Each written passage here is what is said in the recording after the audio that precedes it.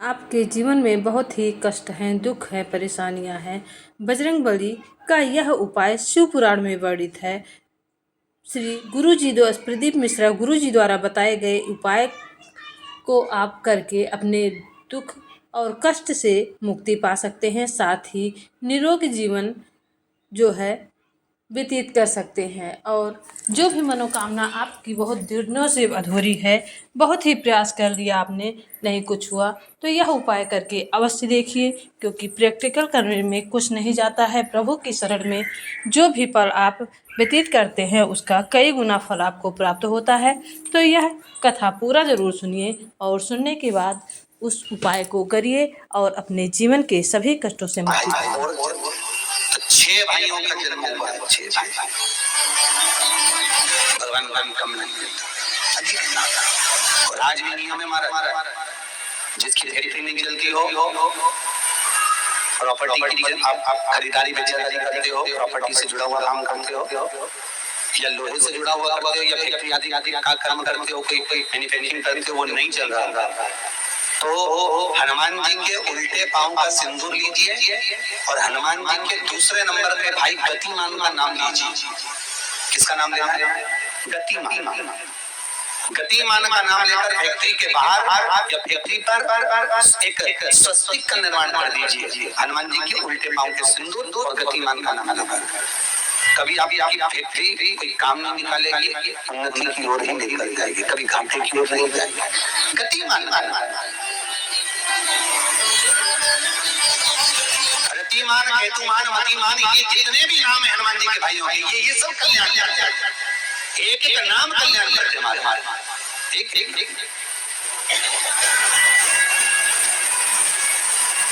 महाराज, वो जिन बच्चों को निमोनिया हो जाता है ना, वो सर्दी का टूटा रहता है, बहुत सर्दी बच्चों को बड़ी रहती है, तो हर दिन 5 दिन में वापस दौड़ के डॉक्टर के पास लेके जाओ, फिर डॉक्टर के पास वैसे तो डॉक्टर के पास बच्चे आजकल के जमाने में जाते ही जाते हैं, हर 15 दिन 20 दिन में। तो इसके पीछे वो चले जाए। एक हास्य व्यंग में हमसे पूछा किसी ने, महाराज जी आज के बच्चे बार बार हॉस्पिटल डॉक्टर क्यों जाते हैं? तो हमने कहा देखो भैया, बच्चा जहाँ जन्म लेता है उनसे प्रेम ज्यादा होता है। पहले नानी के घर में पैदा होता था, इसलिए नानी के घर ज्यादा जाता था, दादी के घर में ज्यादा पैदा होता था, इसलिए दादी के घर ज्यादा जाता था। आज के बच्चे हॉस्पिटल में ज्यादा पैदा होते हैं, इसलिए हॉस्पिटल ज्यादा घूमने जाते हैं। ये हास्य। यदि बच्चे को सर्दी ज्यादा होती है, निमोनिया ज्यादा होता है, ठंडा का कोटा ज्यादा रहता हो, तो पीपल के 5 हत्ते महाराज उस पर घृत लगाकर हनुमान जी के तीसरे नंबर के भाई प्रतिमान का नाम लेकर, प्रतिमान का नाम लेकर बच्चे की छाती पर एक वस्त्र से उसको बांध दीजिए, रात्रि भर बंदे रहने दीजिए महाराज। और बांधना कौन से दिन? 12 तिथि को, बस एक बार बांधना है, उसके बाद सर्दी का कोटा नहीं देना। अच्छा, स्वस्थ अपने हनुमान जी महाराज के जितने भी भाई हैं, सबका आनंद सुख चरणारविंद का सुख देंगे भगवान श्री हनुमान जी महाराज चैत्र की पूर्णिमा के दिन प्रकट होते हैं। महाराज पवन तनय संकट हरन मंगल मूरत रूप, राम लखन सीता सहित हृदय बसहु सुर। श्री हनुमान जी महाराज का प्रागट्य होता है, चारों तरफ सुख ही समाहित हो जाता है, आनंद ही आनंद स्थापित हो जाता है चारों। अब दोनों में अंतर देखिए। हनुमान जी की जब स्तुति गाई जाती है तो बोला जाता है विद्यावान मुनि अति। फिर से बोलो एक बार, विद्यावान मुनि अति।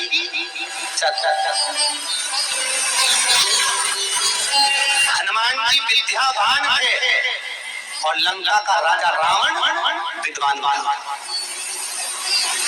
क्या था? जम के बोलो विद्वान, ये विद्यावान, वो विद्वान। तो एक प्रश्न सामने खड़ा होता है कि विद्यावान और विद्वान में क्या अंतर है? हनुमान जी विद्यावान, रावण विद्वान, तो दोनों में अंतर क्या है? विद्वान ये भी विद्वान का सबक विद्वान, वो भी पढ़ा लिखा, ये नहीं पढ़ा। अष्टसिद्धि 9 निधि उनके पास। तो शिव महापुराण की कथा कहती है, जिस व्यक्ति को पढ़ पढ़ कर विद्या अर्जन कर खूब पढ़ाई करते अच्छा पद जब मिल जाता है और उसको जब अहंकार आ जाता है तो वो विद्वान हो जाता है।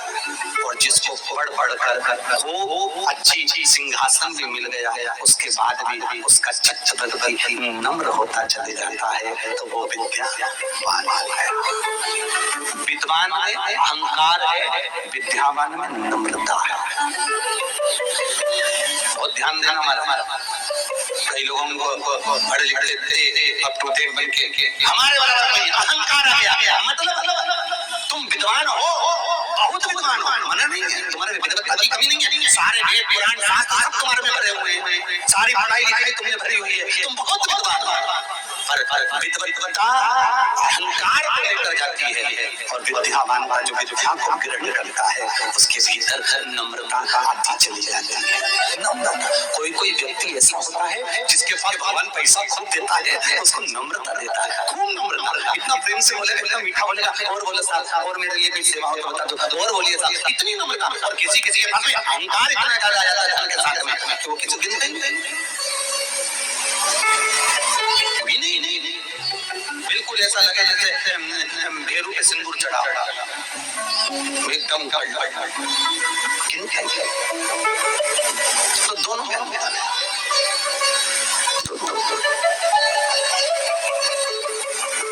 नम्रता अगर आपके भीतर पढ़ाई लिखाई के साथ में विद्या के साथ में आ रही है तो समझ कितना सुंदर कहा रामकृष्ण परमहंस जी ने।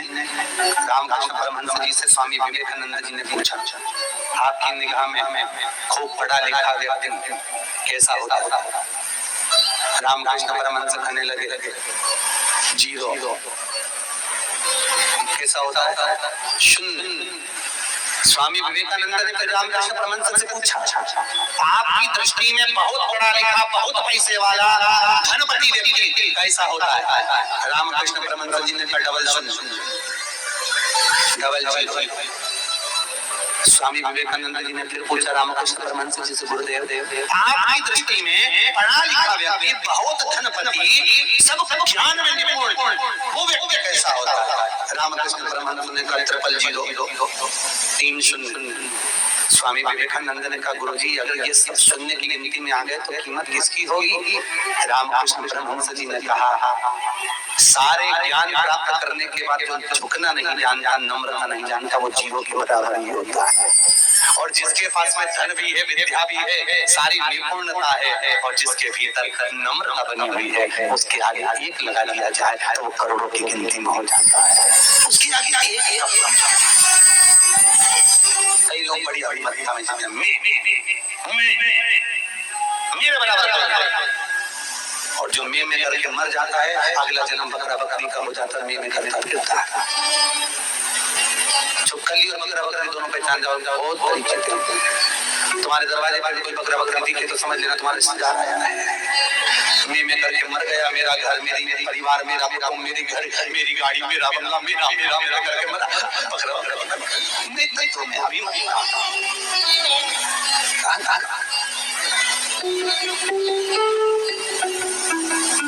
गुरु नानक देव जी महाराज का शब्द याद करो कुछ भी मेरा नहीं है सब कुछ तेरा सब तेरा। इसलिए बोले सोनिहाल सब कुछ तेरा हमारा कुछ है। Monday morning, I play puzzle games to start my day. On Tuesday, I choose racing games and pretend I don't have to wait for the bus. For my break on Wednesday, I sneak in a few rounds of Ludo.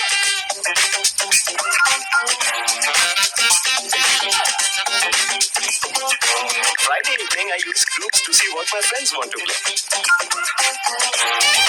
Play the games you want and share with friends on Facebook Gaming.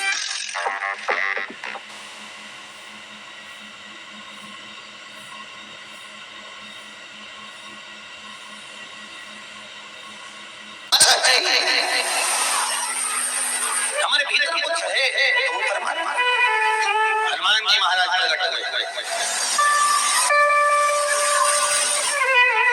और अष्टसिद्धि कितनी अष्ट सिद्धि नवनिधि। कितनी निधि? 9 निधि हनुमान जी के पास थी। अष्ट सिद्धि 9 निधि, और उस 9 निधि में सबसे ज्यादा सुंदर निधि थी जो दुनिया की हित की है, वो है नील निधि। कौन सी निधि? 9 निधि में से एक निधि का नाम है नील निधि। कई लोग तो ऐसे, उनका आज तक हनुमान चालीसा पढ़ना नहीं है, आज तक कोई चालीसा, चाहे गायत्री चालीसा हो, लक्ष्मी चालीसा हो, शिव चालीसा हो, पढ़ना ही नहीं आती, बस बैठ गए भगवान के सामने और पढ़ लिया आसन लगा के। नहीं नहीं नहीं, चालीसा पढ़ने का भी एक नियम है। अगर कोई लक्ष्य लेकर पढ़ रहे हो तो उसका एक नियम है। पूरी जिंदगी पढ़ते रहोगे तो भगवान की प्राप्ति नहीं है, पर लक्ष्य लेकर अगर पढ़ा है आसन से, जिस भगवान की चालीसा पढ़ रहे हो उसकी मूर्ति या उसका फोटो आपके सामने होना चाहिए। एक घी का दिया, अगर हनुमान चालीसा पढ़ रहे हो तो या तो घी का दिया जलाओ, वो भी गाय के घी का हो, भैंस के घी का मत जलाना। हनुमान जी कभी प्रकट नहीं होंगे भैंस के घी से। घी का दिया लगाइए अगर चालीसा का पाठ कर रहे हो हनुमान जी का। और बहुत ज्यादा संकट है, बहुत ज्यादा परेशानी है, तो हनुमान चालीसा का पाठ करो तो तिल्ली के तेल का दिया लगाओ, काली तिल के तेल का दिया, तिल का दिया हनुमान जी के सामने आसन बिछाकर। बहुत तकलीफ है तो 3 पाठ प्रतिदिन करो, और एक आसन से जितने समय 9 बजे अगर आप बैठते हो पाठ करने तो 9 बजे ही बैठना। 11 दिन तक प्रतिदिन 3 पाठ रोज करो। एक पानी का लोटा, कलश, तांबे का जल अर्थात तांबे का लोटा हो, स्टील का लोटा हो, तुम्हारे पास जो कलश हो उसमें जल भरकर एक सिक्का उसमें पटक कर, एक लौंग पटक कर प्लेट से ढक कर रख दो, और प्रतिदिन बस टाइम पर बैठकर पाठ करो। 11 दिन पूर्ण होंगे, जिस कामना से आपने पाठ करा है बस वो सिक्का, वो लौंग कलश में से निकाल लो, जल का आचमन करो, और जिस काम के लिए करा है वो जल उस प्रयोग में ले लो। किसी से बात करने जाना है तो वो जल ही कर जाइए, कोई से हाथ मिलाना है तो वो सिक्का, वो लौंग अपने हाथ में अपने साथ।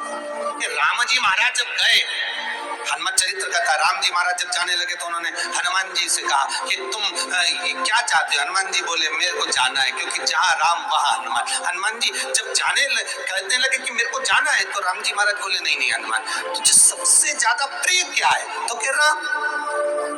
तो हनुमान तू कह रहा है सबसे ज्यादा प्रिय है, राम प्रिय है, तो एक बार जिस समय देवऋषि नारद का अपमान हुआ, विश्वामित्र बाबा का अपमान हुआ, उस समय पर एक राजा ने जब अपमान करा तो तूने उसको राम नाम लिखकर एक जगह पर बिठा दिया और कहा कि तू राम नाम जपते रहे। उसने राम नाम जपा। तब हनुमान याद कर, मेरे सम्मुख में तू खड़ा था और युद्ध होने वाला था, तो तूने क्या कहा था? प्रभु आप इसको मार नहीं सकते क्योंकि ये आपका नाम लेगा।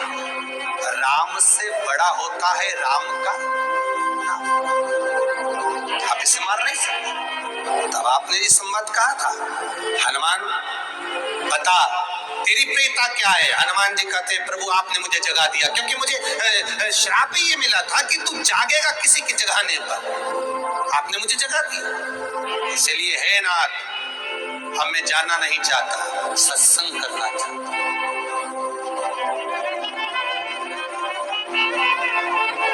श्री राम जी का चरित्र, अब मैं सत्संग करूंगा, भजन करूंगा, नाम जाप करूंगा। पर राम जी जानते हैं हनुमान से कहा, हनुमान मेरा जाने का समय आ गया, मुझे तो जाना पड़ेगा ना। सीता पृथ्वी में चली गई, मुझे भी जाना है। मैं सरयू के जल में अपने प्राणों को त्यागूंगा, मानव का शरीर है, इसको त्यागना तो पड़ेगा ना। हनुमान जी बोले तो त्याग दो। जब टाइम आउट में टीम्स और रिफ्रेश, तब आप जीते ज़ूबी लूडो पर कैश। खोलो ज़ूबी लूडो ब्रेक होते ही। अरे आप रहोगे खोते खोते ही, ये तो बता दो कहां से करना है डाउनलोड?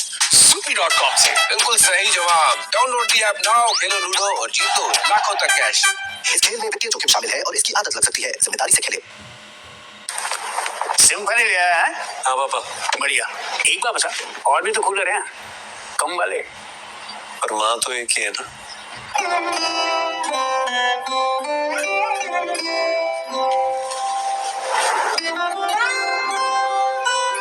बढ़िया है।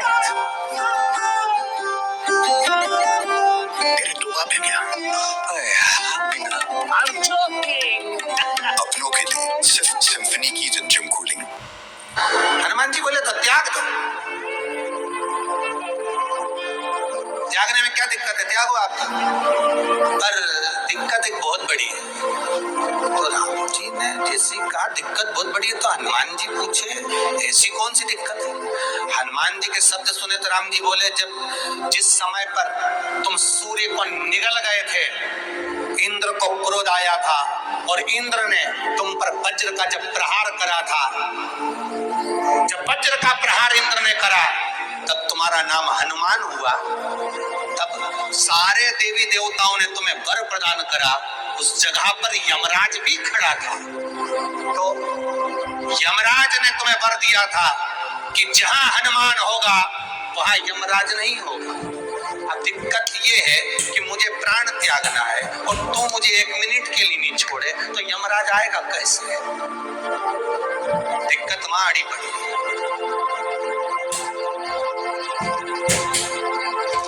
हनुमान जी मुस्कुरा के बोले राम जी महाराज, प्रभु मैं आपके बिना रह नहीं सकता। तो राम जी बोले, मैं भी जानता हूं कि तू मेरे बिना नहीं रह सकता, पर एक काम तो कर सकता है ना। क्या? मैं अगर कोई काम बताऊंगा तो तू करेगा कि नहीं करेगा। हनुमान जी बोले, आपका काम और मैं ना करूं, ऐसा कभी हुआ है? जरूर करूंगा। ठीक है। बस अब राम जी महाराज ने सोच लिया कि हनुमान को जाने से पहले काम पर लगा। अब वो कौन सा काम था, बोलो रे भाई। हनुमान जी को कहाँ काम पर लगाया राम जी ने? किस जगह पर काम पर लगाया? अरे सभी ने रामचरितमानस सुनिए, खूब सुनिए, जल्दी बताओ। राम जी महाराज ने प्राण त्यागते समय, सरयू जी में प्राणों को देते समय राम जी ने हनुमान जी को किस काम में लगाया था कि राम जी ने अपने हाथ की एक मुद्रिका जिस पे राम लिखा हुआ था, वो मुद्रिका एक अयोध्या की एक सरंग में जमीन में डाल दिया और हनुमान से का जरा ढूंढ के लेके आ, मैं अभी घूम कर आया। और हनुमान जी तलातल रसातल भूमि के नीचे पताल में चले गए उस मुद्रिका को ढूंढने के लिए जिस पे राम लिखा है। और हनुमान जी पूछते भी जा रहे, राम कहाँ है? राम की मुद्रिका पड़ी थी, राम की अंगूठी है, और राम का ही सत्संग करते करते जा रहे। और राम जी चले गए सरयू, क्योंकि हनुमान अगर होगा तो यमराज नहीं आ सकता। हनुमान को यहाँ से हटाना पड़ेगा, तब यमराज लेने के लिए आ सकता। तब यम आए, क्योंकि यम अपने नियम को धारण करेगा, चाहे कृष्ण हो चाहे राम। वास्तु के हिसाब से केवल एक दीवार ऐसी होती है जहां पर हनुमान जी का चित्र लगाया जाए। चाहे तुम पर्वत उठाने वाला चित्र लगाओ हनुमान जी का, चाहे बैठे हुए लगाओ, चाहे रामायण पढ़ने वाला लगाओ, चाहे लंका दहन करने वाला लगाओ, चाहे राम नाम जपने वाला लगाओ, चाहे लक्ष्मण को संजीवनी देने वाला लगाओ, चाहे मौन मुद्रा में लगा दो, चाहे स्तुति में लगा दो, चाहे भजन में लगा दो। हनुमान जी का कोई भी चित्र लगता है तो न पूरब में लगेगा, न पश्चिम में लगेगा, न दक्षिण में लगेगा। हनुमान जी का अगर चित्र लगता है तो उत्तर की दीवार में दक्षिण को देखते हुए लगेगा, केवल एक ही स्थान।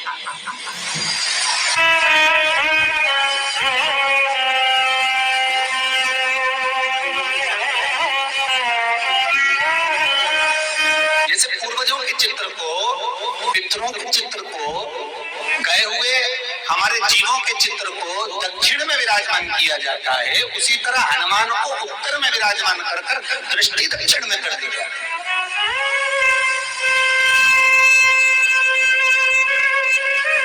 घर में हनुमान जी के जितने फोटो होते हैं उसको केवल दक्षिण दिशा में लगाओ और उत्तर दिशा में लगाओ, बिठाते थे, और दक्षिण की ओर उनकी दृष्टि होना चाहिए, दक्षिण की ओर उनका मुख होना चाहिए। क्यों?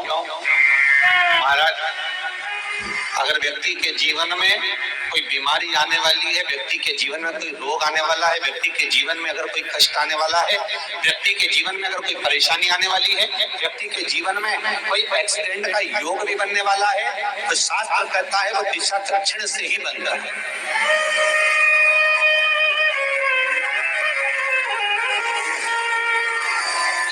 दक्षिण जो दिशा है ये यम की दिशा है। यहाँ संपूर्ण परिवार के साथ यमराज अपने आनंद में निवास करता है।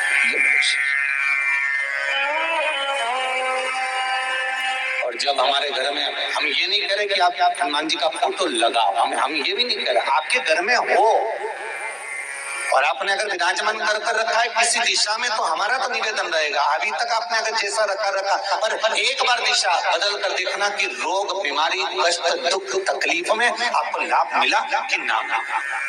हनुमान जी ने केवल दक्षिण दिशा की ओर अगर मुख कर हमने विराजमान कर दिया, फोटो ही विराज दिया। हम ये नहीं कहेंगे आपसे कि आप बाजार से फोटो खरीद के लाओ फिर लगाओ, नहीं, आपके घर में हो तो आप लगा, आपके घर में हो तो विराजमान।